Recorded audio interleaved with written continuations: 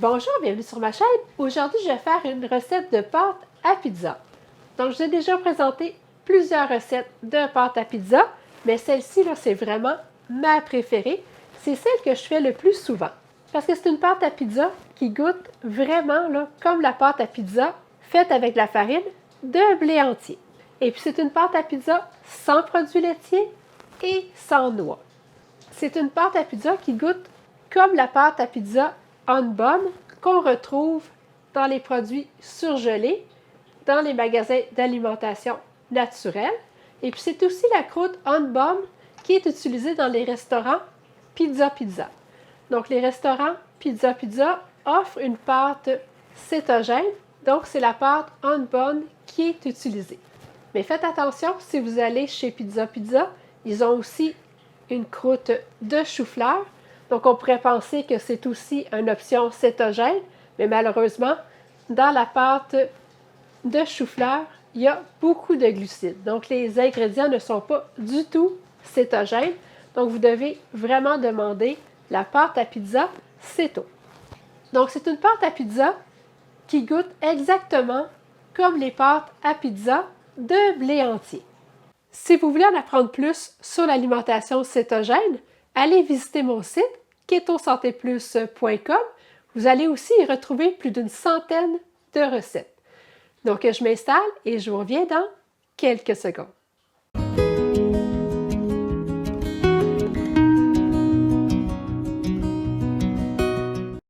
Je vais recouvrir ma plaque à pizza d'un papier parchemin.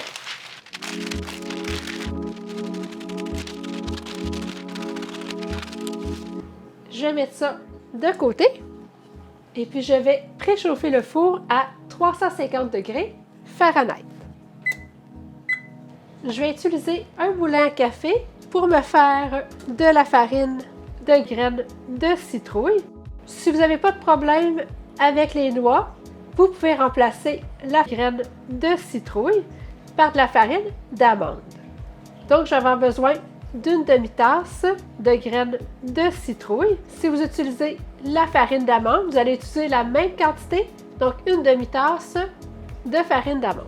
Donc, je vais broyer les graines de citrouille, juste un peu à la fois parce que je veux vraiment en faire une fine farine.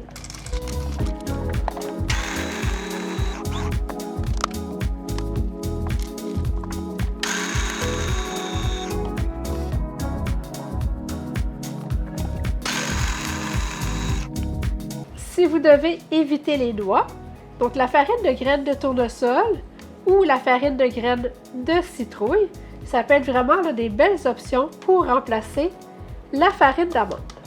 Je vais ajouter 3 cuillères à soupe de farine de coco, 3 cuillères à soupe de graines de lin moulues, 1 cuillère à soupe de poudre de psyllium, 1 cuillère à thé de poudre à pâte et puis une demi-cuillère à thé de sel. Je vais brasser. Je vais avoir besoin de 3 blancs d'œufs,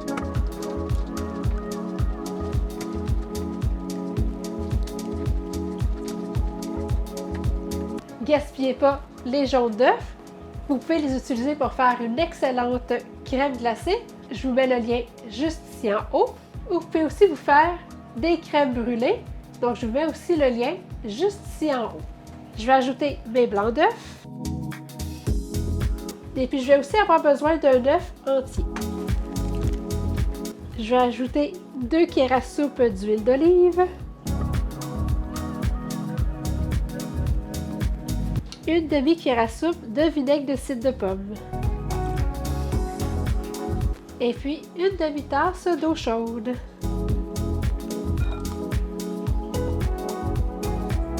Je vais brasser.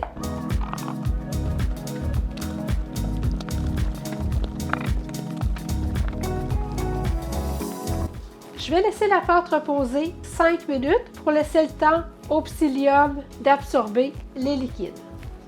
Quand ma pâte a bien reposé, je vais pouvoir la mettre dans mon moule à pizza. Et puis je vais l'étendre uniformément.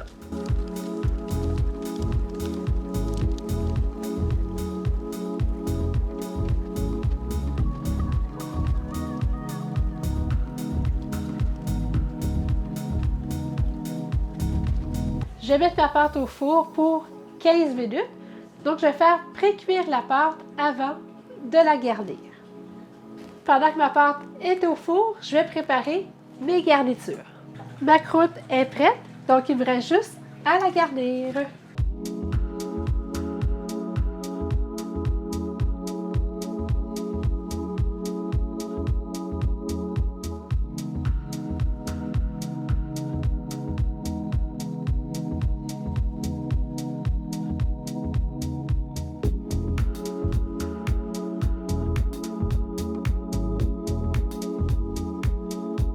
J'ai ajouté un peu de basilic frais. Je vais mettre ça au four jusqu'à temps que le fromage soit bien fondu. Il reste juste à la couper et à la servir.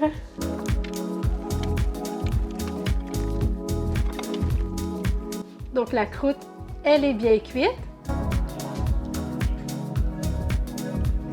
Et puis vous allez voir, là, c'est vraiment une très bonne croûte à pizza. Donc, bon appétit! Avant de vous parler des valeurs nutritives, faites-moi un thumbs up si vous aimez la vidéo. Pour un quart de la pâte sans les garnitures, ça va contenir 12 g de lipides, 3 g de glucides nets et puis 10 g de protéines. N'hésitez pas à partager la vidéo et si vous n'êtes toujours pas abonné à ma chaîne, n'oubliez pas de le faire pour ne manquer aucune nouvelle recette. Merci et à bientôt!